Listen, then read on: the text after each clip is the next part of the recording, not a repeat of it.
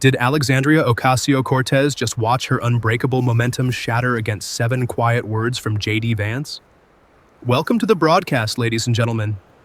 I am your host, a former politician who has walked those same marble halls in Washington, who knows the smell of the committee rooms, and who now sits behind this desk to bring you the unfiltered reality of American politics. Tonight, we are not just watching a debate. We are dissecting a political earthquake that just unfolded under the humming fluorescent lights of a community college auditorium in Dayton, Ohio. Stay with me, because what we are about to review is a masterclass in political maneuvering, a collision of 2 entirely different Americas, and a moment that will be studied in campaign war rooms for decades to come. Let us set the scene, because as anyone who has ever run for office will tell you, the venue is the message. This hearing was never supposed to belong to JD Vance. This was supposed to be her absolute triumph. Alexandria Ocasio-Cortez had pushed for this specific setup. She picked the location, she wanted Ohio, and she specifically wanted to stand right in the beating heart of the Rust Belt. Her goal was clear: to stand before the working class and tell them, directly, that she understood their plight. And there she was, doing exactly that. She was positioned behind a simple folding table, bathed in the unforgiving glare of those cheap auditorium lights, facing a crowd of about 200 people. These were individuals who had driven in from towns that the national news cameras abandoned years ago, towns where the biggest breaking news is usually a plant closure or a foreclosed Main Street. I have given speeches in rooms exactly like this. You can feel the skepticism before you even open your mouth. But she opened hers with a masterstroke of rhetorical warmth. "Let me be honest with you," she told them, and there was genuine warmth in her delivery. Real warmth, or at least a perfectly calibrated political approximation of it that sounded authentic enough to resonate across a room filled with uncomfortable plastic chairs. "I know what people have been told about the Green New Deal," she continued. "I know the caricature, but I came here today because the people in this room deserve a real conversation about what happens next. Not what happened before, what happens next." As a political operator, I have to give her credit here. She was leaning into the headwind. She said, "Because here is the truth that nobody running for office in this state wants to say out loud. The steel mills are not coming back. The coal plants are not coming back. The factory floor where your father worked and his father worked, that floor is not being relayed." And then, folks, she said the line. She delivered it with the supreme confidence of someone who believes they are being profoundly brave, the kind of confidence bred in Washington, D.C. Committee rooms surrounded by staffers who share your exact vocabulary and your exact zip code. She said, "Clinging to those industries is like clinging to a typewriter in the age of the internet. It is a beautiful machine. I understand the nostalgia, but nostalgia is not an economic policy. In Washington, that line gets you a standing ovation. It lands as courageous. But she was not in Washington. She was in Dayton, Ohio. And as I watch the tape, I see a man sitting in the 3rd row. He is wearing a canvas jacket, and on the breast pocket is the faded logo of a steel company that filed for bankruptcy a decade ago. When she said the word typewriter, I watched his hands tighten into fists on his knees. The woman at the front of the room, radiating polished political certainty, had just summarized his entire life's work. The sweat of his brow and the pride of his community as an obsolete museum piece. Let me pause right here and tell you, if someone in Washington has ever talked about your job, your hometown, or your way of life like it belongs in a glass case at the Smithsonian, you know exactly how that man felt. She said it to their faces on purpose, believing it was a hard truth, completely unaware of the devastating trap she had just set for herself. For the next 30 minutes, AOC held that room in the palm of her hand. 2 other senators peppered her with questions about clean energy investments and job retraining programs. She fielded every single one with the breathtaking fluency of a politician who has rehearsed these answers 100 times. She quoted academic studies effortlessly. She referenced complex legislative frameworks. She was sharp, heavily prepared, and perfectly composed. The voice that never stopped was running at full throttle. And during this entire commanding performance, not once did she cast a glance at the man sitting at the far end of the folding table. JD Vance had not spoken a single syllable since the gavel dropped. He sat there with his hands gently folded over a cheap little notebook, the kind you pick up at a local gas station for $2, with a flimsy cardboard cover and a broken spine. As a former official, I know what it looks like when someone is flustered and taking frantic notes. Vance was not doing that. He did not react to her soaring rhetoric. He sat with the terrifying stillness of a man who has learned that in certain environments, sitting still is not merely patience, it is absolute ironclad discipline. It is the rhythm of breathing that does not betray your position to the opponent. The other senators eventually finished their inquiries. They shuffled their thick stacks of briefing papers. And still, Vance did nothing. But in politics, folks, intentional nothingness has a weight. The longer he sat in silence, the heavier that silence became in the room. Then the chairman finally turned the floor over to him. The nothingness ended. Vance leaned forward into his microphone. It was not a dramatic, theatrical movement. Just a slight shift, enough to let the audio equipment catch the change in proximity. "Congresswoman," he began, his voice completely level, "I want to start by agreeing with you. Watch her face on the screen, folks." She turns to look at him, and there is a microscopic flicker of surprise. It is that rapid recalibration a politician undergoes when they have fully braced themselves for a right hook, and instead, their opponent offers an open hand. "You said the working class has been left behind," Vance continued. "You are right. I grew up in the middle of that. So I am not going to argue with you about whether the problem exists." He nodded once, a slow, deliberate movement. "I just want to ask you about it. Small questions. Real specific." "Of course," she replied, her guard lowering just a fraction of an inch. "You used the word relic a few minutes ago. You compared steel mills to typewriters, and you said it in this room to these people. I want to make sure I understood you. You are saying to Dayton, Ohio, that the steel industry is a typewriter." You can see the slight shift in her posture. The trap had been sprung, but she did not realize its teeth were already closed. "I am saying the industry is changing, Senator. That is not controversial. That is economics." "But you did not say changing," Vance pushed back, his tone never raising in volume, only in density. "You said typewriter, you said relic. Those are your words." "I used a metaphor," she defended. "I know," Vance replied. "I heard it. So did everybody in the third row." He did not look at the third row. He did not have to. He was speaking for them. "My question is not about metaphors," he said. "My question is about respect. Because there is a man sitting right there whose hands have steel mill scars that are older than your political career. And you just called his profession a museum piece, so I want to know, Congresswoman, do you want to walk that word back, or do you stand by it?" As an observer of human behavior, I can tell you the room changed in that exact second. It was not a loud disruption. It was like a river where the underwater current suddenly reverses. The surface looks identical, but the danger has completely shifted. AOC did not walk it back. That is her political trademark, the very characteristic her massive base adores and her fierce critics despise. She simply does not retreat. "I stand by the reality, Senator. Economies evolve. Workers deserve a just transition. That is what I am proposing." Vance nodded. "Okay. So let us talk about the just transition. Real specific. When a plant closes and a worker loses their job, how long does their COBRA health coverage last?" There was a half-beat of silence. It was barely perceptible.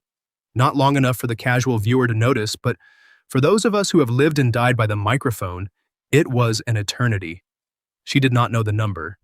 She pivoted instantly, doing what trained politicians do when they lack a specific data point.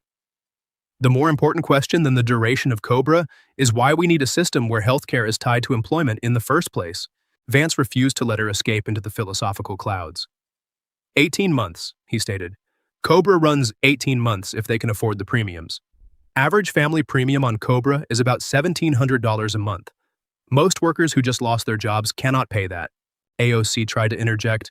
"That is exactly why we need to," but Vance bulldozed forward, not by shouting, but by remaining unshakably steady. "After 18 months, if they are under 65, they fall into a gap. Too young for Medicare, too broke for private insurance, too high income for Medicaid in a lot of states. What is your plan for that gap?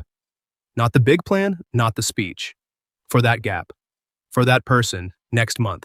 AOC straightened her shoulders. "I have proposed Medicare for All, which would eliminate that gap entirely. Medicare for All does not have the votes in your own committee, Congresswoman. I am asking about right now, next month, the person in that gap. What do you tell them? Not the camera, them." She leaned aggressively into her microphone, her voice finding its familiar, passionate cadence.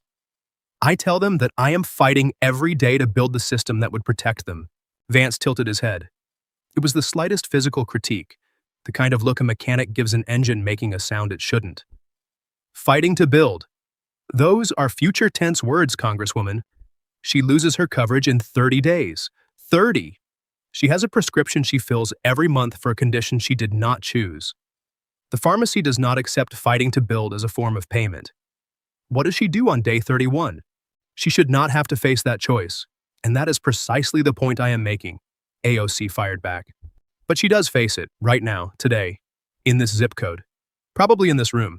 At that moment, the broadcast mics picked up a sound. A woman sitting 4 rows back shifted her weight, and the plastic chair groaned.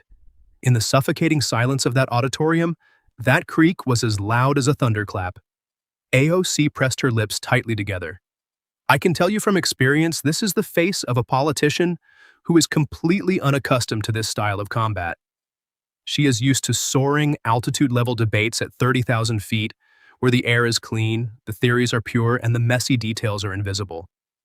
Vance had grabbed her by the ankles and dragged her down to ground level, to a worn kitchen table covered in final notice utility bills and a rattling bottle of prescription pills with a price tag that literally makes a parent's hands shake.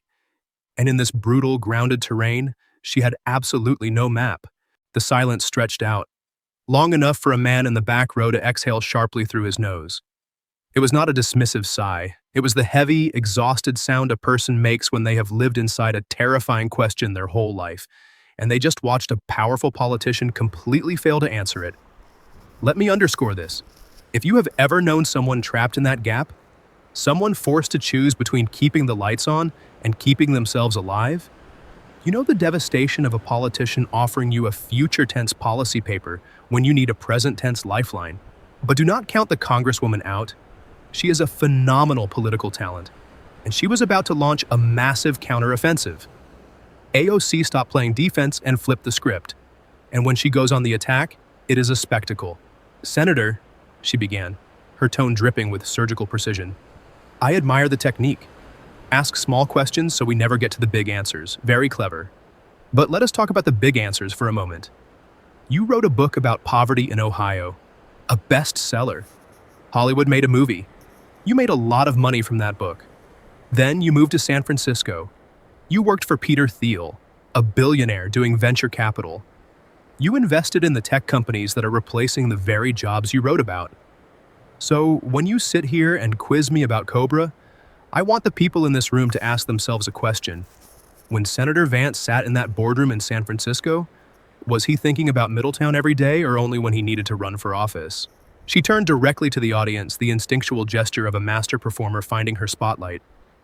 Because I have been in Congress 6 years, and every single day I have shown up and fought for the people who cannot afford a lobbyist. Every day. Where was the senator? San Francisco. Folks, that landed. It was a heavy, calculated strike. A few heads in the audience nodded in agreement. A young woman sitting near the side aisle actually clapped twice before catching herself and pulling her hands down. The momentum swung violently back to AOC, and she knew it. You could see her posture elevate, her confidence radiating outward, and that physical projection of dominance made the room believe her narrative just a little bit more. Vance let the attack sit in the air. 2 seconds passed. 3. Congresswoman, he finally said, his voice entirely devoid of defensive panic. You are right. The entire room paused. A confession was the last thing anyone expected. I went to San Francisco, Vance continued slowly. I sat in those boardrooms, and there was one night, I remember the exact night, I was eating dinner at a restaurant where the bill was more than my mother earned in a week. He stopped. He let the silence hang, then delivered the absolute gut punch modifier. When she was still earning, those 5 words paralyzed the room. Nobody needed him to finish the sentence to know what happened to his mother's ability to earn. And I looked down at the plate, he went on, and I thought about my grandmother's kitchen in Middletown. Red beans and rice. Not because she liked it, because that is what she had. He locked eyes with AOC. The next week, I started packing boxes. I moved home. Not because I'm a good person, because I could not stand the distance anymore. Then his voice shifted. It did not rise in volume, but the temperature plummeted.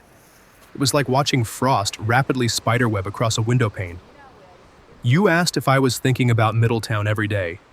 The answer is no, not every day. But I went back. And I wonder, Congresswoman, when you left the Met Gala at midnight in September 2021, in a designer gown that said, "Tax the rich," at a party that cost $35,000 a ticket, did you think about the Bronx or did you just think about the caption? A sharp sound whipped through the auditorium. It wasn't laughter. It was the collective, involuntary gasp of 200 people getting hit with a rhetorical baseball bat. It was the sound of a taboo being broken, the vocalization of the exact thought everyone had privately harbored, but deemed too impolite to say out loud. The image of that Met Gala was seared into the cultural memory. Everyone in that room remembered the pristine white dress, the blood-red lettering, the bubbling champagne, and the self-proclaimed democratic socialist glowing in the epicenter of unimaginable billionaire opulence. Vance did not need to elaborate. He just dropped the word caption, and the hypocrisy of the imagery did the rest of the work. We had completely left the realm of healthcare policy now, folks. We were descending into the deep, treacherous waters of political identity. And AOC, to her credit, knows this territory like the back of her hand. Vance pressed the advantage, keeping his voice dangerously low. Congresswoman, you say you are from the Bronx. I know you were born there, but I also know, because it is public record, that your family moved to Yorktown Heights when you were 5. You went to Yorktown High School. Yorktown, Westchester County. AOC snapped back instantly, the defensive fire burning hot. My mother cleaned houses in Yorktown so I could go to school there. My family pooled money to buy a small house. I do not need you auditing my address. I am not auditing your address, Vance parried seamlessly. I am asking a question. When you tell the people in this room that you understand working-class life, which experience are you drawing from?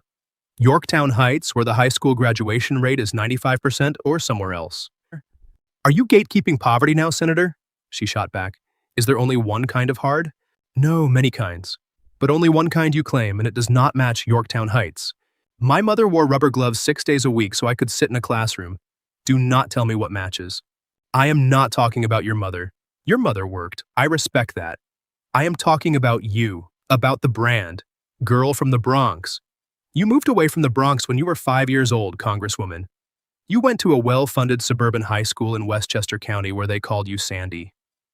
And then you went to Boston University. And somewhere between Yorktown Heights and your first campaign video, Sandy became Alexandria from the Bronx, and nobody was supposed to notice the distance. That is a grotesque simplification of my story, she declared fiercely. It is a timeline. Timelines are not complicated, they go in one direction. The rhythm of the exchange was blistering now. The performative veneer had been entirely stripped away. These were no longer two politicians speaking to an audience. This was a bare-knuckle verbal brawl in the center of the ring, and the audience was watching with bated breath, entirely captivated by the raw authenticity of the clash. And then Vance executed a pivot that nobody, not me, not the pundits, not the Congresswoman, saw coming. He stopped fighting. He abandoned the Bronx. He abandoned Westchester County. He looked directly out into the rows of worn faces in the audience, and his voice dropped to a register of absolute sincerity that forced the room to lean forward just to hear him. But you know what, Congresswoman? I do not really care where you grew up. I care about something else. He paused, taking in the tired eyes of the voters. I have 3 kids. Last night I called home and my oldest, he is 6. He asked me what I was doing today. I told him I was going to talk to a congresswoman. And he asked me something. He asked, "Does she help us?" Vance slowly turned his gaze back to AOC. I did not know what to tell him. I did not know if you help us or not. But I know that when he grows up in Ohio, I want him to live in a country where the people who represent him know what health insurance costs. Not because they read a briefing, but because they have had to choose between paying for it and paying the electric bill. That is the difference I am talking about, Congresswoman. Not where you were born. Whether you have ever had to choose. The stillness in that auditorium was suffocating. The man in the third row, the steel worker, was sitting with his jaw locked in a way that telegraphed generations of frustration. Next to him, a woman with gray hair pulled back tightly was staring at AOC. It wasn't anger on her face, it was an agonizing realization. She was looking at the Congresswoman like a mirage that was finally dissipating into thin air. But ladies and gentlemen, AOC is a fighter. Give her this respect because what she did next was the most powerful maneuver she executed all morning. She reorganized herself. The polished defensive posture melted away, replaced by the gritty, battle-tested conviction of a legislator who deeply believes in her own mission. "Senator," her voice rang out, steady and commanding, "you just brought your children into a congressional hearing. I do not do that. You know why?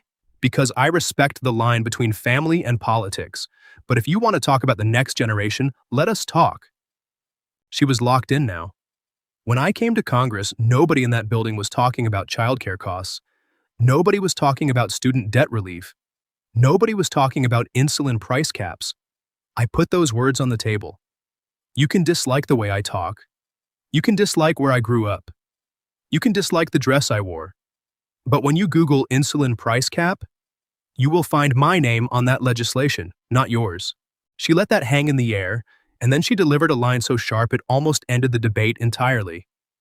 You wrote a book about the problem. I wrote laws about the problem. Books sit on shelves. Laws change people's lives. So, who is sitting down with them, Senator? The room visually tilted. I saw it on the monitors. She had taken Vance's entire architectural framework, the premise that real leadership requires sitting with the working class instead of speaking at them, and detonated it in his face. Her record was tangible. She had put actual legislative solutions on the table, and she dared him, in front of a live audience, to match her output. A staffer behind her was nodding fiercely. Someone in the back actually clapped. For 5 agonizing seconds, Vance sat perfectly still. But, as a political analyst, let me tell you, this was not the disciplined stillness from earlier. This looked like a climber who had just lost his grip and was scrambling to find a foothold on a sheer cliff face. AOC's shoulders relaxed by half an inch. She thought she had him. She thought she had won the round. Then Vance nodded. Slowly. Exactly the way he had nodded when he agreed with her opening statements. And the audience, without even understanding the psychology of why, felt their stomachs tighten. "Congresswoman, you are right about insulin, I will give you that. You put the issue on the table. I do not deny it." He gave the concession room to breathe. The most dangerous politicians are the ones willing to concede a point before they strike. He leaned in. "But you just said something that I need you to hear back. You said books sit on shelves, laws change lives. I agree. So let me ask you, the Green New Deal, you introduced it in 2019. It is 2024 now. Has it become law?" AOC's eyes narrowed instantly. She saw the trap closing. "It was a resolution, and the legislative process takes time." Vance did not blink. "Has it become law?" "The obstruction from your side of the aisle has blocked." "Has it become law, Congresswoman?" "No." "Medicare for all, you co-authored it. Has it become law?" She glared at him. The answer was universally known. "Federal jobs guarantee, your proposal, law?" Silence. $15 federal minimum wage, you championed it. Law? Absolute silence. Vance did not gloat. He did not raise his voice to fill the devastating quiet. He simply let every single person sitting in those plastic chairs do the brutal math in their own heads. Because in politics, a conclusion that a voter reaches on their own is a conclusion they will believe forever. "Congresswoman, I am not trying to embarrass you," Vance said, his tone shockingly gentle. "Those are good ideas. Some of them I even agree with. But you stood in this room 10 seconds ago and told me that books sit on shelves and laws change lives. Those were your words, your framework. So I have to ask you, by your own standard, by the ruler you just put on the table and measured me with, where are we?" AOC opened her mouth to counterattack, but nothing came out.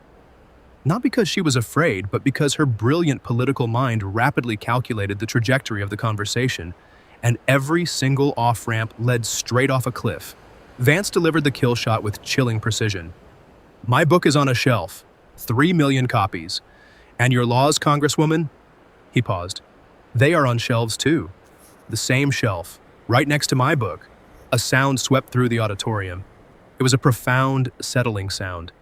It was the psychological click of a heavy vault door finally locking into place. Vance looked at her, and his final monologue stripped away every ounce of Washington theater. "The difference between you and me is not who wrote what. The difference is that I know my book did not change anything. I know that. So I came home. I ran for office. I sit in this room. He looked deep into her eyes. You think you have changed the world because you have given speeches about changing the world. And those are two different things, Congresswoman. Speaking and doing are two different things. And everyone in this room knows the difference because they live it every single day. Nobody clapped. Nobody cheered. The truth was too heavy for applause. It sank straight to the floor of the room, entering the space where voters do not make noise, but where they permanently change their minds. The steelworker in the third row finally unclenched his scarred fists, laying his hands flat and open on his knees. It was the physical release of a man who had waited his entire adult life to hear a politician say those exact words. And then, folks, we witnessed something that I have never seen in all my years of covering American politics. AOC opened her mouth to do what she does better than almost anyone on earth: fight back. Senator, She got two words out. On the second word, the voice that has commanded the House floor, dominated viral clips, and captivated millions. Fractured. It cracked. It wasn't a sob, it was a sharp, brittle snap, like a glass freezing and shattering. Her vocal cords locked up. The microphone captured the terrible frequency of the failure, and it broadcast it clearly through the auditorium speakers. 200 people heard it. She stopped, she took a breath. She tried to override her own biology. The crack returned, on the exact same word. It was as if the invincible armor she had forged, the armor that allowed her to absorb insults, outmaneuver critics, and never, ever run out of ammunition, had spontaneously dissolved. Her body had realized before her brain did that no amount of eloquent rhetoric could dismantle the reality that Vance had just cemented into the room. She had been silenced before by angry men, by cable news hosts, by internet mobs. But this time, she was silenced by her own throat. The realization that she had stood before a room of struggling Americans, mocked their industrial legacy, and failed to explain how her grand theories would save them on day 31 had literally taken her breath away. The chairman kindly waited 3 seconds, asking gently if she wished to respond. She gave a small, defeated shake of her head. By the time the hearing concluded, the media narrative was already spinning. But the viral moment wasn't Vance's eloquent takedown. It was a brutal side-by-side edit. Her voice breaking in Ohio, juxtaposed with a clip from 6 months prior, where she stood proudly on the House floor and bellowed, "I will not be silenced." It was the exact same woman, but the distance between those two moments was the immense, unbridgeable chasm between a political stage and real life. As the broadcast wraps up tonight, I want to leave you with an image that was not caught on C-SPAN. The man in the third row with the scarred knuckles did not immediately drive home. He sat in his parked car, staring at his hands that built this country, hands that a politician had just called an obsolete typewriter. He picked up his phone and called his son. He didn't rant about AOC or praise Vance. He just asked, "How's the boy doing?" When his son said the grandson was fine, the man simply said, "Good," and turned the key in his ignition. And out the side door walked JD Vance. No press gaggle, no bright lights. He slid that battered $2 notebook into his pocket. He hadn't read a single word from it because the truth he spoke today wasn't written on paper. It was written on the cracked pavements of the Rust Belt. He got into his car and merged into the afternoon traffic, looking just like any other American heading home after a hard day's work. Ladies and gentlemen, we just watched the political landscape shift on its axis. Speaking and doing are two different things. Good night, and we will see you tomorrow.